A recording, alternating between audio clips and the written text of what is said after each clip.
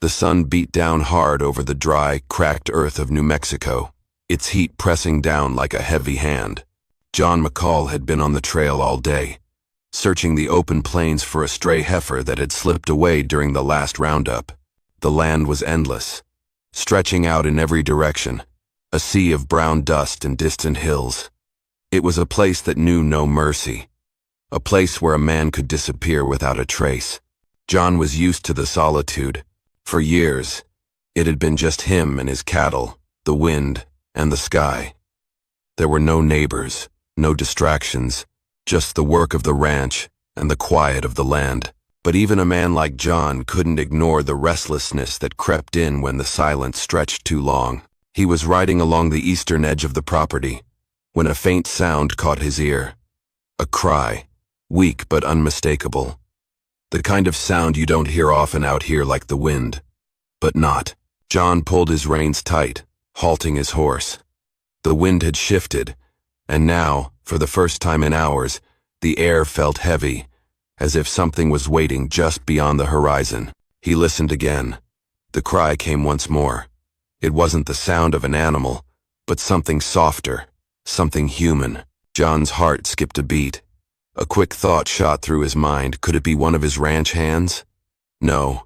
The men were far off in the south pasture. The cry was coming from deeper in the sparse woods ahead, where the land sloped down toward the dry creek bed. He turned his horse, urging it forward, and made his way into the thicket, the sound growing louder as he pushed through the brush. It was close now. His instincts kicked in. It wasn't just a cry, it was a plea. A desperate, desperate plea. And then he saw her. There, hanging from a low branch of an old cottonwood tree, was a young Apache girl. Her body was limp, dangling in the air like a lifeless rag doll. The rope tied around her neck creaked softly in the breeze.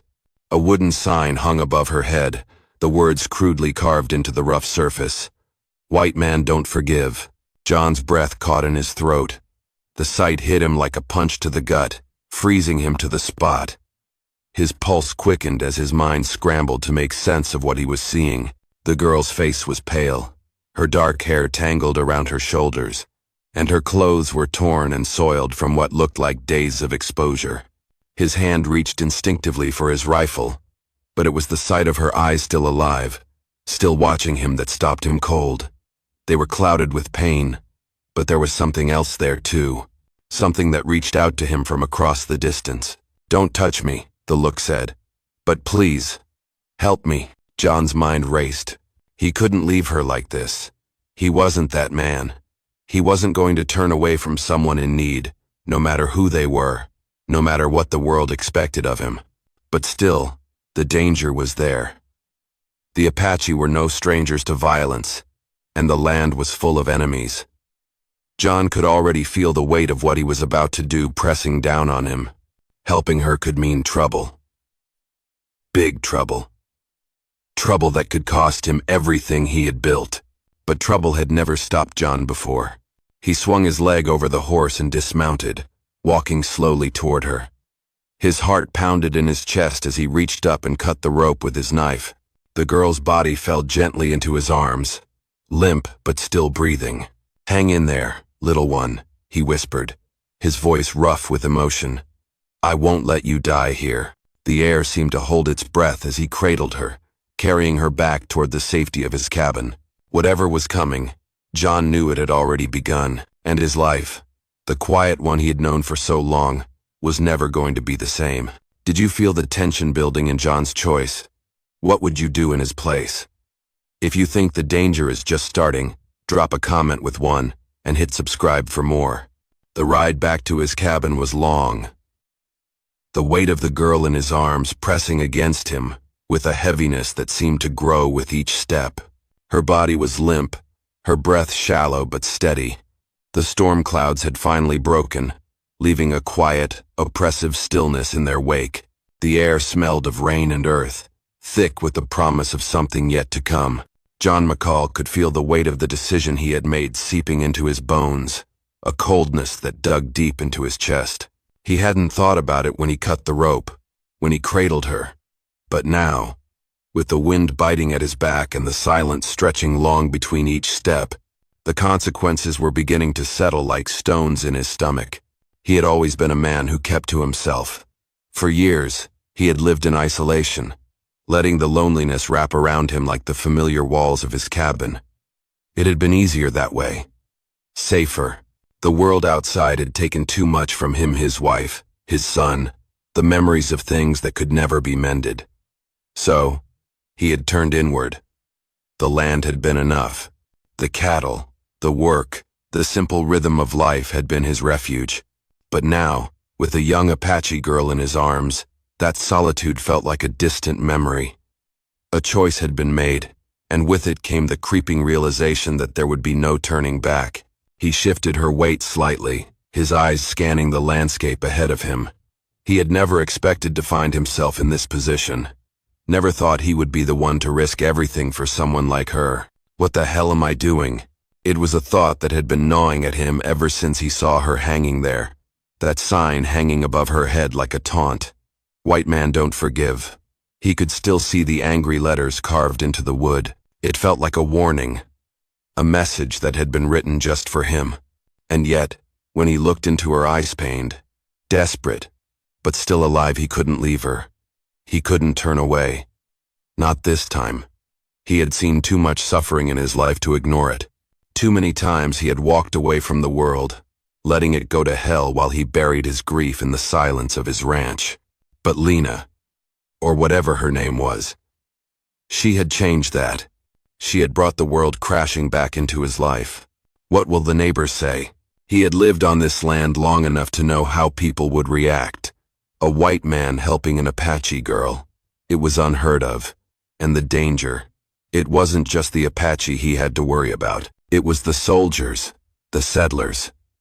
Hell, even his own kin would turn their backs on him if they knew. His fingers tightened around the reins.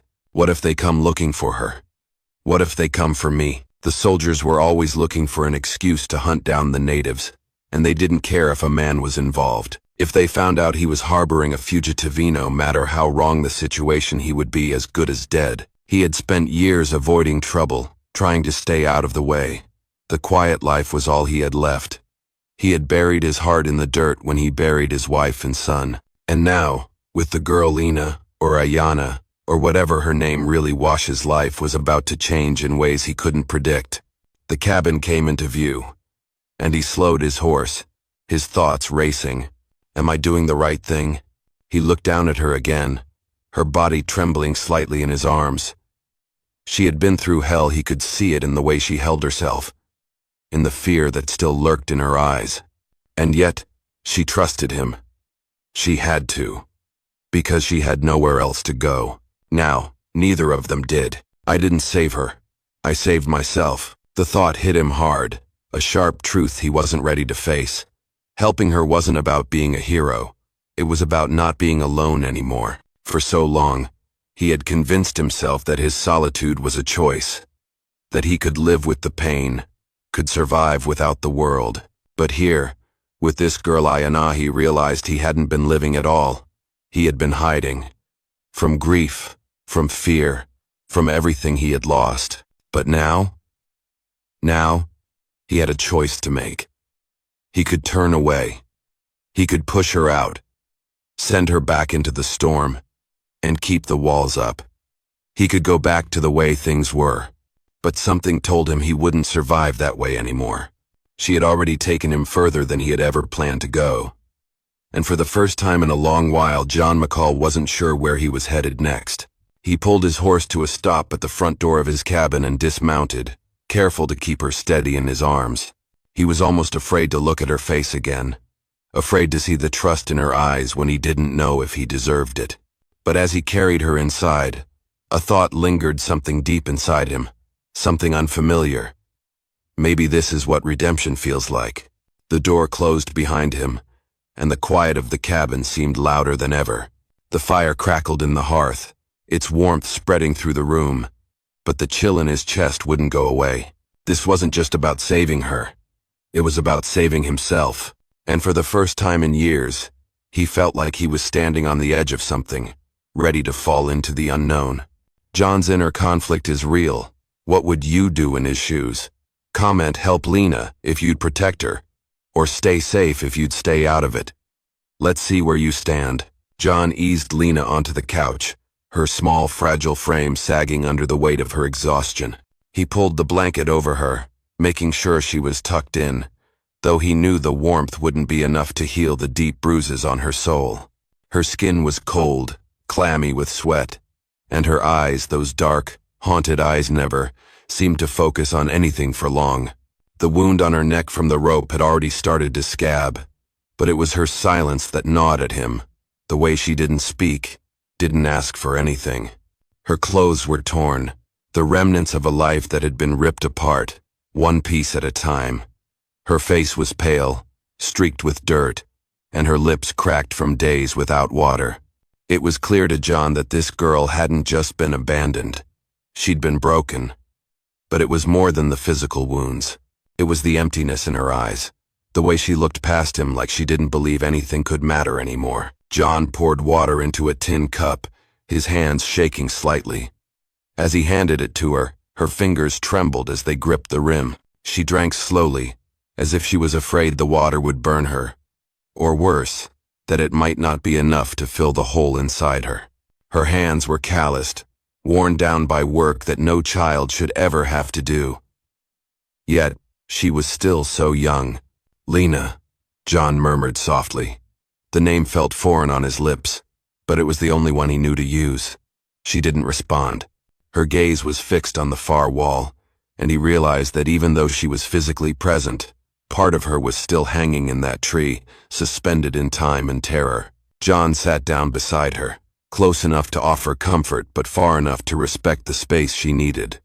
His heart ached as he watched her try to gather the strength to speak, only to falter each time. Her voice was barely a whisper when it finally came. They said I was worthless. John's chest tightened. He didn't know what to say to that, so he said nothing, just sat there with her, feeling the weight of her words sink into the silence. She didn't look at him, but the pain in her voice was enough to tell him everything. Worthless. The word stuck in John's throat, a reminder of all the times he had felt like he didn't matter. When the world had turned its back on him, he had buried that pain long ago, but hearing it from her made it raw again. She was just a girl. No one should be made to feel that way. She didn't speak again for a long time. John waited, hoping she might find the words, or maybe that the silence would be enough.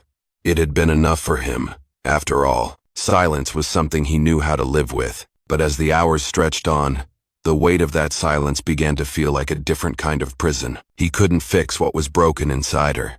He didn't know how, and the more he thought about it, the more he realized that it wasn't something that could be fixed, not in a single day, not even in a lifetime. All he could do was offer her a place to stay, warmth for her body, and maybe a little hope, though he wasn't sure he had any left himself. The days passed slowly, each one more silent than the last. John kept busy with the ranch work, but his thoughts always returned to Lena, to the quiet girl who had slipped into his life like a ghost. She didn't leave the cabin much, just sat by the fire or looked out the window, staring at the land that stretched out before her but never seemed to touch her heart.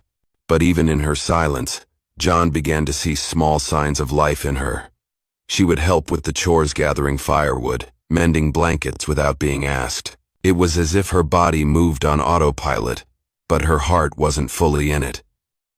When he caught her watching him from the corner of the room, her eyes soft but uncertain, he saw the flicker of something more, something deeper. Lena wasn't used to kindness, not the kind he was offering her. There was always hesitation in her actions, as if she was afraid that one day he would turn on her too. Her wounds weren't just physical, they ran much deeper, buried under layers of fear and mistrust. It took weeks before she spoke again. One morning, as they sat in the kitchen, Lena looked at him with a strange intensity, like she was deciding whether or not to trust him. The words came slowly, each one heavy, measured. "Why?" she asked. "Why did you help me?" John paused, his hands stilling in the middle of cleaning a pot. The question was simple, but it felt like a weight he wasn't sure he could carry. "I don't know," he answered honestly. I guess I couldn't leave you out there." Lena didn't respond, but he saw the faintest glimmer of something in her eyes, something like gratitude, or maybe just the beginning of it. From that day forward, things changed, though not in any obvious way. It was small things, a look that held more meaning, a soft touch when their hands brushed as they passed each other, an unspoken understanding that began to form between them, something neither of them could name but both of them felt. John had never been one for words, and Lena seemed to have no use for them either. But in the quiet of their lives together, something deeper began to grow, and even though it was barely a whisper, it was something real. Something that John wasn't sure he deserved, but was willing to let himself have. As the days wore on, John realized that saving Lena had saved him too. Not in the way he had expected, but in a way that made him feel alive again. She wasn't just a girl he had found hanging from a tree. She was a reminder of something he had forgotten, that even in the deepest pain, there was still room for healing. And sometimes, healing didn't come in words or grand gestures, it came in the quiet moments, the shared silences, and the trust that was slowly being built, one small act at a time. He didn't know where this would lead, but for the first time in years, John McCall wasn't afraid to find out. Did you feel the connection between John and Ayanna? What do you think will happen next? Comment. They'll fight together if you think they'll unite, or it's over if you think John will walk away. The knock on the door came late in the afternoon, just as the sun was beginning to set behind the hills, casting long shadows across the land. John was in the barn, feeding the horses, when he heard it. A slow, deliberate knock. Not the kind of knock a neighbor would make, but something sharper, more insistent. He dropped the feed bucket with a thud, his stomach tightening as he wiped his hands on his pants. He could feel it in his bones, the kind of feeling you get when you know something bad is about to happen. He didn't want to answer it, but he knew he had to. As he stepped inside the cabin, he saw Lenano, Ayanna standing in the far corner, her back pressed against the wall, her eyes wide and fearful. She could sense it too. The air was thick with something he couldn't name. He walked past her, his steps slow but steady, and moved toward the door. Another knock, louder this time. He could hear the murmur of voices outside low, almost muffled, but the words were unmistakable. They were soldiers, the same soldiers who had ridden through here before, the same ones who saw Apache as nothing more than savages. John had learned to avoid them, to stay out of their way. But this time, they had come looking for something, or someone. He opened the door a crack, just enough to peer outside. A group of 3 soldiers stood on his porch, their rifles slung over their shoulders. The leader, a man with a hard face and a voice that carried authority, looked at him, his eyes narrowing as he took in the sight of John standing in the doorway. "Evening, sir," the man said, his tone too casual for the situation. "We're looking for a young Apache woman. Goes by the name of Lena. She's been causing some trouble in these parts. We're hoping you might have seen her." John's heart skipped a beat. His fingers tightened on the doorframe as he fought to keep his voice steady. "No, I haven't seen her," he said, his voice calm, betraying none of the panic that was clawing at his insides. "I've been working all day out in the fields. Haven't seen anyone but my cattle." The soldier's eyes searched his face for any sign of hesitation, but John held steady, his gaze unwavering. The man didn't seem convinced, but he didn't push further. "You're sure?" the soldier asked, his voice tinged with suspicion. "Because we've got reports that she's been around here. She's wanted for questioning, you know." John nodded, swallowing hard. "I'm sure. I don't know anything about it." For a moment, the soldier just stood there, sizing him up. Then he glanced back at his men. They exchanged a brief look before the leader spoke again. "Well, if you see anything, don't hesitate to let us know. We'll be in the area for a while, just making sure everything's in order." John forced a tight smile. "Of course. I'll keep an eye out." The soldier gave him one last look, his expression unreadable, then nodded. "Good. Have a good evening, sir." With that, they turned and walked away, their boots crunching against the gravel as they made their way back to their horses. John waited until he heard the sound of their horses fading into the distance before closing the door with a quiet click. The tension in his chest hadn't gone away, but the immediate danger seemed to have passed. He turned to face Lena Ayana, who hadn't moved from her spot against the wall. She was trembling, her hands clasped tightly in front of her. "John," she whispered, her voice shaking. "They're looking for me. They won't stop until they find me." John swallowed, his throat tight. "They don't know anything yet. We'll be okay. Just stay inside for now." But Ayana shook her head, her eyes filling with tears. "You don't understand. They will come back. They always do." Her voice cracked with the weight of unspoken fears. "They will kill me." John's heart twisted as he looked at her. She wasn't just a young girl. She was a woman who had lived through horrors he couldn't begin to imagine. Her people, her tribe, had been hunted, tortured, and slaughtered. And now, she had found herself caught in the web of a world that would never forgive her simply for existing. The silence between them stretched, thick with unsaid words, until Ayana spoke again, her voice barely more than a whisper. "My real name, it's not Lena, it's Ayana," she said, her voice trembling. "It means dancing in the wind. My mother gave it to me. She said I was like a river, always moving, always free. But that was before they came for us. Before they killed my family. Before they destroyed everything." John took a step toward her, his heart heavy with the weight of her words. "Ayana," he repeated softly, testing the name on his tongue. "I didn't know. I never asked." She nodded, the tears now freely falling down her face. "No one asks," she whispered. "They only take." A lump formed in John's throat as he looked at her, really looked at her for the first time. She wasn't just a stranger, a wounded girl he had found in the woods. She was someone with a past, a history that had been ripped away from her by violence and hatred. She had been left alone to survive in a world that had no place for her. And now, she was in his home, under his protection. The weight of that responsibility hit him like a thunderclap.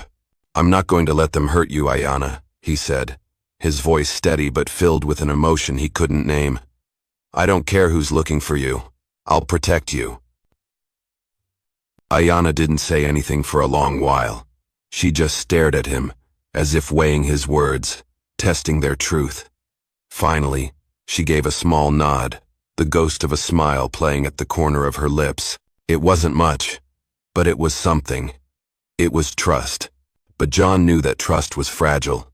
It was a precious thing, and the soldiers had already come once.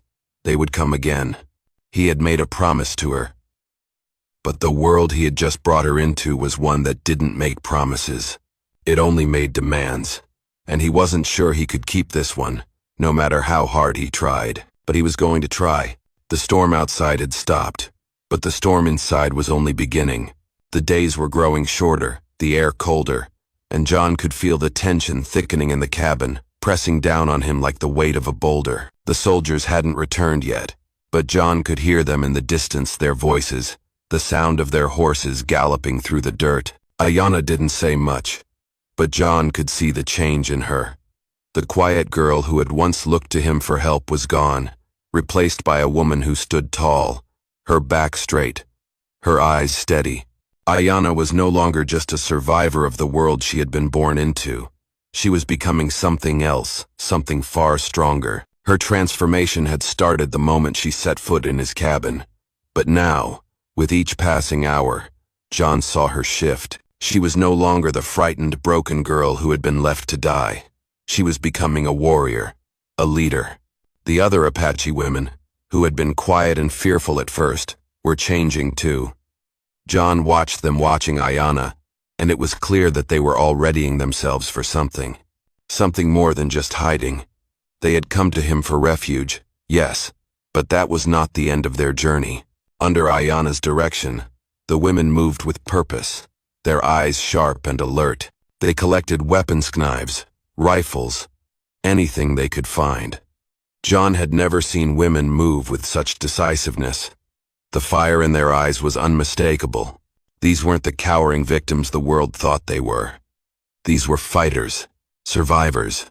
John had seen plenty of men preparing for a fight before, but seeing these women, seeing Ayanahe, realized just how wrong the world had been about them. These women weren't just waiting to be saved. They were ready to fight, to take back what had been stolen from them.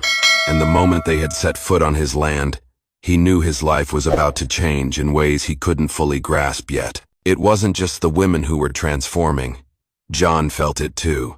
He had been living a quiet life for so long, hiding from the world, hiding from his own past. But now, with Ayana leading them, something was stirring in him. His isolation had always been his choice, his refuge from the pain of losing his family. But now, as he watched the women prepare, something deep inside him began to shift. He had always thought of himself as a loner, someone who kept his distance from the world, someone who only answered to his own quiet rhythm. But now, standing next to these women, he realized that maybe he had been wrong. Ayana moved with quiet confidence, her voice low but firm as she organized the others. Her leadership was natural, commanding, but with a softness that made the women trust her. John had always been a man of few words, and watching Ayana reminded him of the power of silence, of strength without force. There was something about the way she held herself, something in the calm with which she spoke, that drew him in. He didn't understand everything about her, but he knew one thing for sure. She wasn't the girl he had first saved. She wasn't a victim anymore. The change was palpable. The cabin, once a quiet refuge from the world, now felt like the epicenter of something bigger.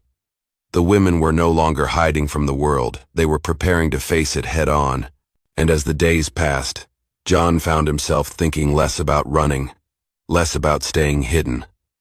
He thought about what it would mean to stand with them, to fight for something bigger than just survival. "John," Ayana said one evening as the sun dipped low, casting long shadows across the cabin, "we need your help."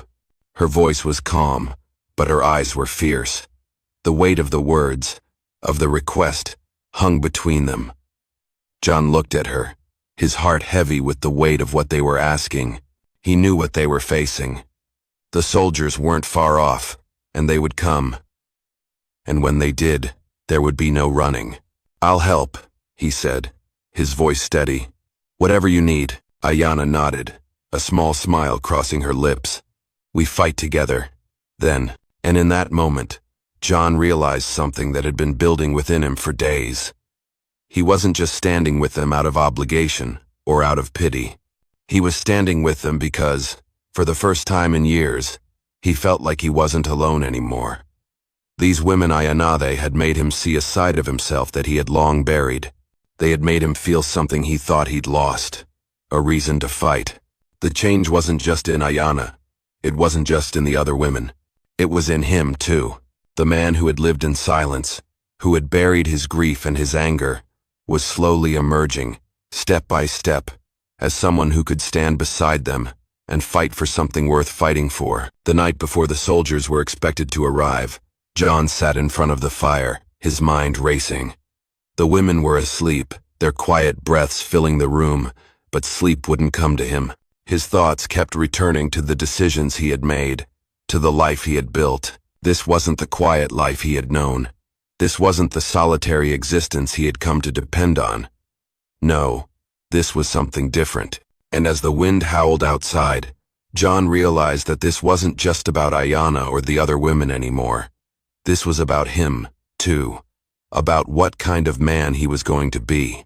"Tomorrow, we fight," he muttered to himself, the words steady on his lips.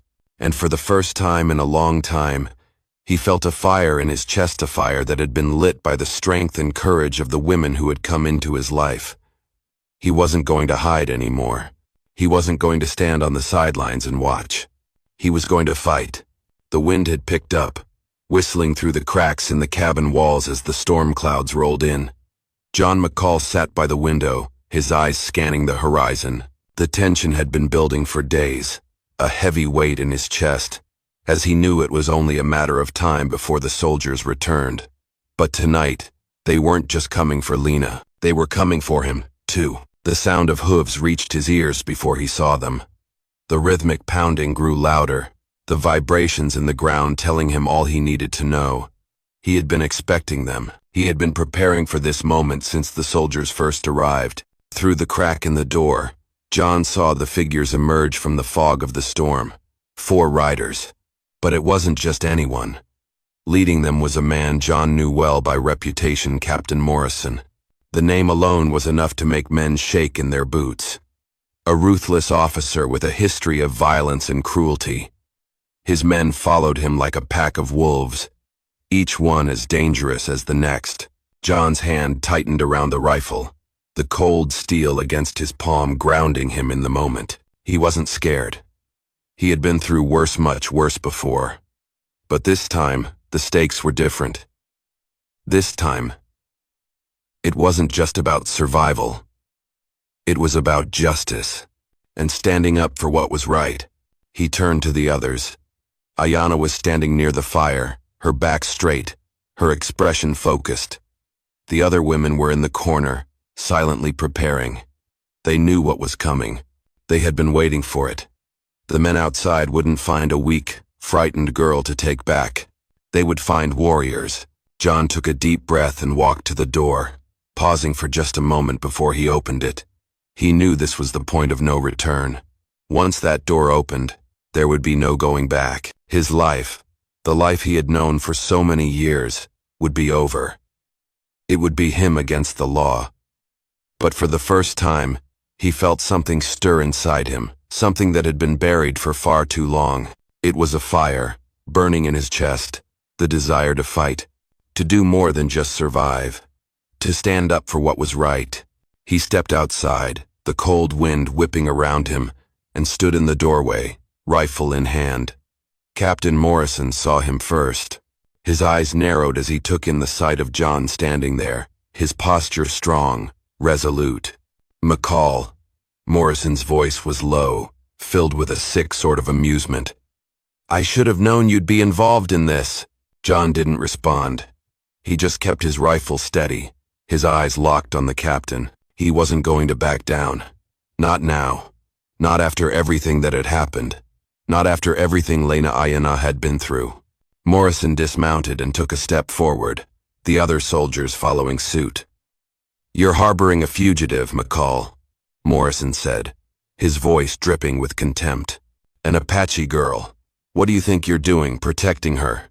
"I'm not protecting her, Morrison," John said, his voice steady. "I'm doing what's right." "Right?" Morrison spat. "You're an idiot, McCall. You're choosing to side with a savage over your own people." The words hit John like a slap, but he didn't flinch. "I'm not choosing sides, Morrison. I'm choosing to stand up against the injustice you've been spreading." His voice rose, a mixture of anger and determination. "You're the savage. You and your men are the ones who've been killing innocent people, tearing families apart. Not her." Morrison's eyes flickered with something dark, but it was gone as quickly as it had appeared. "You'll regret this," he said, his voice cold. "You should have stayed out of this, McCall. Now you're involved, and you'll pay the price for it." John felt a twinge of doubt, but it was quickly drowned out by something else. Something stronger. He looked over at Ayanna. Lena saw the strength in her eyes. The fire she had ignited in him was burning bright now. He couldn't back down. He wouldn't. "You can go back and tell your men," John said, his voice low, "that if they want her, they'll have to take me first." A tense silence hung between them for a long moment, the wind howling through the trees, as Morrison's men stood behind him, waiting for his command. John's finger hovered on the trigger, his body tense, ready for whatever came next. And then, the storm broke. Morrison raised his hand, signaling his men. They began to move, circling around John's cabin, their rifles ready. The wind picked up, the sound of hooves pounding against the earth deafening as the soldiers closed in. John's heart pounded in his chest as he took aim, his breath steadying. But then something unexpected happened. Ayanna stepped forward, her voice calm but fierce. "You want her, Captain?" she called out. "You'll have to face us first." Morrison stopped dead in his tracks, his eyes wide as he looked at her. She wasn't cowering. She wasn't begging for mercy. She was standing tall, her posture commanding. She had become something John had never expected, a force to be reckoned with. The other women stepped forward with her, each one armed, each one ready. "We are not the weak women you thought we were," Ayanna said, her voice steady. "We are not the ones you can break. Not anymore." John looked at her, a sense of awe filling him. She was no longer the frightened girl he had found in the woods. She was a warrior now, a leader, and as he stood beside her, rifle in hand, he realized that he wasn't just fighting to protect her anymore.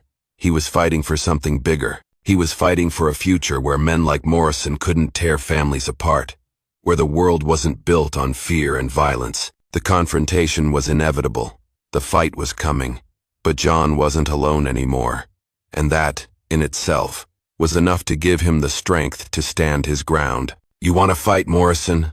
John said, his voice unwavering. "Then let's see who's the last man standing." The standoff had begun. The first shot rang out like a crack of thunder, splitting the tension in the air as the wind howled through the trees. John barely had time to react before another followed, the whiz of a bullet close enough to feel the heat. The soldiers were on them now. No more hesitation, no more words. The battle had begun. Ayanna was already moving, swift and silent, a blur of motion as she darted from cover. Her rifle was steady in her hands, her face a mask of cold determination. The Apache women were no longer hiding. They were warriors, each one with the fire of justice burning in their eyes, and the will to defend their lives, their homes, their people. John's heart pounded in his chest as he watched Ayanna, her movements sharp and practiced. She wasn't just fighting to survive. She was fighting for something more. He followed her lead, stepping out from behind the cabin, his rifle aimed, ready for the confrontation. The soldiers were closing in, but John didn't flinch. Not now. Not when it mattered. The first soldier fell to Ayanna's rifle, his body crumpling to the ground without a sound. Another soldier raised his gun, but he never had the chance to fire. One of the Apache women, Maya, John thought her name was, stepped out from the shadows and sent him crashing to the earth with a swift shot to the chest. But the soldiers weren't giving up easily. They fought with the ferocity of men who had been trained to kill without mercy. Men who saw these Apache women as nothing more than targets. The fight was chaotic, the air thick with the stench of gunpowder and the cries of those caught in the crossfire. John moved like a man possessed, his rifle steady, his movements precise. His eyes were locked on Ayanna, following her every move, trusting her to lead them. But even as they fought back, John could feel the weight of the battle pressing down on them. It was one thing to defend yourself. It was another to survive a fight that had already claimed too many lives. The soldiers came at them in waves, but the Apache women held their ground. Every shot they fired was a reminder that they weren't just fighting for their own survival. They were fighting for justice, for their people, for everything they had lost. But victory came at a cost. Ayanna fired again, her aim true, but she didn't see the soldier creeping up behind her. His bullet hit her in the side, tearing through her flesh with a sickening thud. The pain knocked her to the ground, but her hand remained gripped around her rifle, her fingers trembling but refusing to let go. John's heart clenched. Time seemed to slow as he watched her fall, her body hitting the dirt with a thud. The soldier who had shot her turned to flee, but Maya was already on him, her fury taking him down before he had the chance to take another step. "Ayanna!" John shouted, rushing to her side. He dropped to his knees, his hands trembling as he checked her wound. It was bad, too bad, but Ayanna's eyes were clear, her face pale but determined. "I'm fine," she whispered, her voice strained but steady. "Keep fighting." John looked at her, his heart breaking in his chest. The blood soaked through her clothes, darkening the earth beneath her, but her spirit was still there, still fighting. She wasn't ready to give up, not yet. But John knew the truth. He knew that every minute they spent fighting was another minute closer to losing someone else. He couldn't save them all. He couldn't even save Ayanna. As he looked around, he saw the devastation. 2 of the Apache women had fallen, their bodies lying motionless on the ground. Maya and Kaya, 2 of the fiercest warriors he had ever seen. Their sacrifice was a reminder of how high the cost of freedom could be. Their deaths were not just casualties in a battle, they were the cost of survival. The soldiers began to retreat, the sound of their boots fading into the distance as they realized they were outmatched. John stayed with Ayanna, his hand pressed firmly against her wound, trying to stop the bleeding, but it was no use. The battle was over, but the victory felt hollow. Ayanna coughed, her breath ragged, and looked up at him, her eyes filled with something fierce. "We won," she said, her voice barely more than a whisper. "We stopped them." "And pray." John nodded, though his heart was heavy with the weight of their losses. The war was far from over. They had won today, but at what cost? "I'm not afraid," Ayanna said, her voice growing weaker. "I did what I had to do." John's chest tightened, the realization hitting him like a punch. She wasn't afraid. She had been ready to die for this fight. She had been ready to sacrifice everything, and she had. The words caught in his throat as he stared down at her, helpless. She had been his strength. She had been the one who showed him what it meant to fight for something bigger than yourself. And now she was slipping away. "We'll make sure they didn't die in vain," John said, his voice shaking with emotion. "We'll make sure this fight doesn't end here." Ayanna smiled faintly, the corners of her lips trembling as she reached up to touch his hand. You're one of us now, John McCall. You always were." And Surti, as her breath slowed, her eyes closed for the final time. And in that moment, John realized the depth of his transformation. This battle, this fight for justice, for freedom, it wasn't just about Ayanna or the Apache women. It was about him, too. He wasn't the man he had been before, the man who had lived alone, hiding from the world, lost in his grief. Now, he was a man who would fight not just for his own redemption, but for something bigger, something worth fighting for. The battle was over, but John's war was just beginning. The morning after the battle, the land was still and heavy with the scent of gunpowder and blood. The storm had passed, leaving behind only the faint echo of thunder and the hollow emptiness of a victory that came at too great a cost. John McCall stood in the doorway of the cabin, watching the Apache women gather their things. Ayanna was gone. Her body lay still in the small clearing behind the house, wrapped in the rough blankets they had found. John had buried her that morning, alone, beneath the old oak tree by the creek. Her final words still echoed in his mind. We won. But winning hadn't brought her back, and it hadn't erased the pain in his chest. He turned his gaze to the other women, who were preparing to leave. They moved with the same quiet strength Ayanna had shown, their eyes hardened with loss but burning with resolve. The tribe was not defeated. They had lost comrades, dear friends, yes, but the spirit of the Apache would not be silenced. John stepped forward, his boots crunching on the ground as he approached Taya, the woman who had fought alongside Ayanna. Her face was streaked with dirt, but her eyes were clear, and there was no fear in her posture. She was a warrior. She was strong.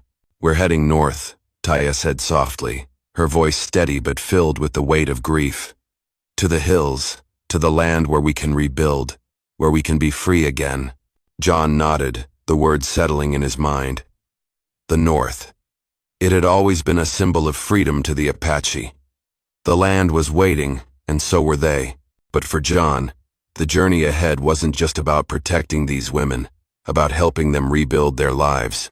It was about finding his own path. Can I come with you? John asked, his voice rough from the tension of the past days. He didn't know why it felt like the right question to ask now, but he knew he couldn't stay behind. He couldn't go back to the life he had left. It wasn't just the empty cabin that had haunted him. It was the silence, the same silence that had driven him to isolate himself from the world. Ayanna had shown him a different way. She had reminded him that there was more to life than just surviving. There was a reason to fight, a reason to live. "You're one of us now," Taya said, her voice quiet but filled with something like approval. "You've fought with us. You've stood by our side."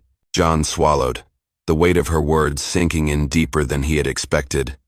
One of us. He wasn't just a stranger anymore. He wasn't a loner, hiding from the world. He was part of something. "You don't have to," Taya continued, her eyes softening. "But we would be honored to have you. You've earned it." John nodded, his chest tight. He was ready. He wasn't sure where the road would lead them, but he knew one thing for sure.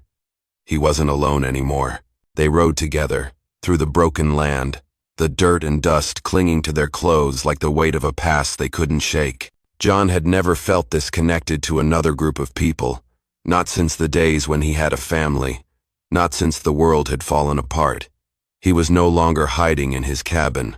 He was part of something larger now, and for the first time in years, he didn't feel like he was running away. Through the days of travel, he got to know the women better. Taya, the stoic one with a sharp edge to her, the one who had watched Ayana fall with fierce resolve. Kaya, who had lost her sister in the battle but still held her head high as they moved forward. And Maya, the youngest, who had fought like a lioness but whose eyes still held the innocence of someone who had never asked for this life. But it was Ayana who remained at the front of his mind. Her strength, her courage, her unwavering belief in a better future. John couldn't help but feel the weight of the promise he had made to her to carry on the fight for those who had fallen. In the nights around the fire, as the stars stretched wide above them, John would listen as they shared stories of their past, of the ancestors who had fought and bled for the land. And when they spoke of Ayana, their voices would grow soft, but their eyes would burn brighter. She wasn't just a lost warrior. She was a symbol of everything they had fought for. The further north they went, the more John began to see the landscape change. The land was different up here, more rugged, more wild. It was a place where a man could lose himself, but it was also a place where a man could find redemption. John had been lost for so long, but now, as they crossed into new territory, he felt something shift inside him. He wasn't running anymore. This wasn't about hiding from the world. It wasn't about being safe. It was about standing for something, for freedom, for justice, and for the ones who had sacrificed everything to make it happen. Ayana had given him more than just a reason to fight. She had given him a reason to live. Weeks passed, and they reached the hills. The land here was different, more alive. The mountains rose high against the sky, jagged and untamed. The sound of running water could be heard in the distance, the air cool and crisp. This was the place Ayana had dreamed of. This was the place where they would rebuild. They found shelter in a small, hidden valley, where the rivers ran fast and the land was fertile.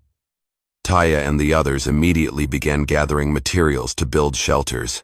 The men in the nearby tribes welcomed them, their eyes full of respect for what they had endured. John helped where he could, hauling wood, setting up tents, and keeping an eye out for any danger. But even in the midst of building their new lives, the weight of the past lingered. The battle they had fought together was over, but it wasn't the end. It was just the beginning. As the sun set behind the mountains, John stood by the river, watching the water rush by. The past still haunted him, but it didn't hold him captive anymore. He had a purpose now. He had a future. In the distance, he saw Taya and Maya sitting by the fire, their faces lit by the flames. The other women were gathered around them, preparing a meal, their voices soft and filled with something like hope. John took a deep breath, his heart swelling with a quiet pride. This was home. Not just the land, not just the people, but the feeling of belonging, of being part of something bigger than himself. Ayana had shown him that. And now, in the land of freedom and new beginnings, John McCall had finally found peace. In the story of John McCall and Ayana, we witness a powerful transformation driven by courage, compassion, and the willingness to stand up for what's right, even when the cost is high. John, initially a man hiding from the world, embarks on a journey that not only alters his destiny but also the lives of those around him.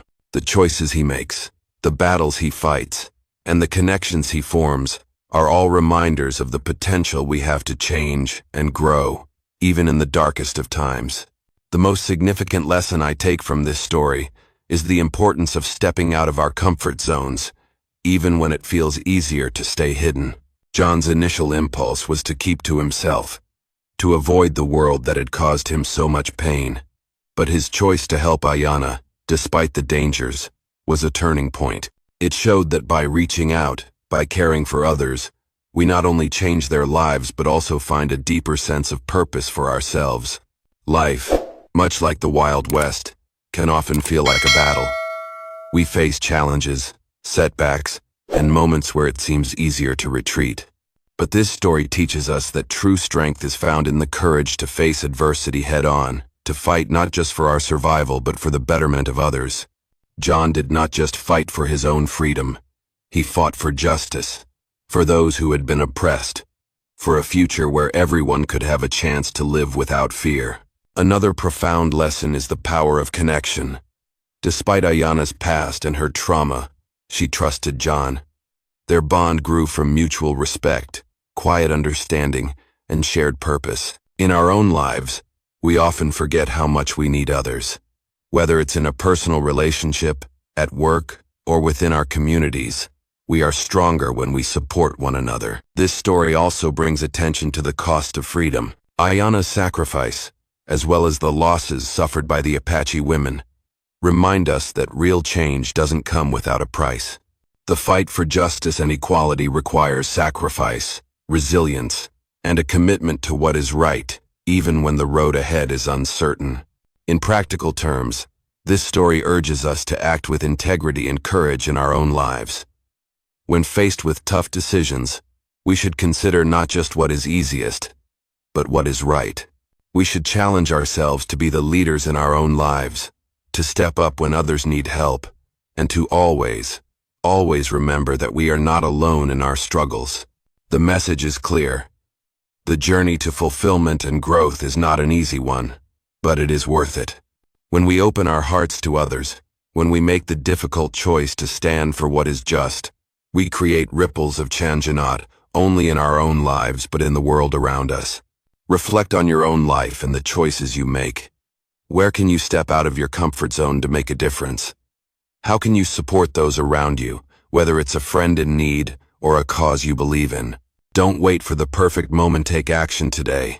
And remember, just like John McCall, you have the strength within you to fight for something bigger than yourself. Start today and be the change you want to see in the world.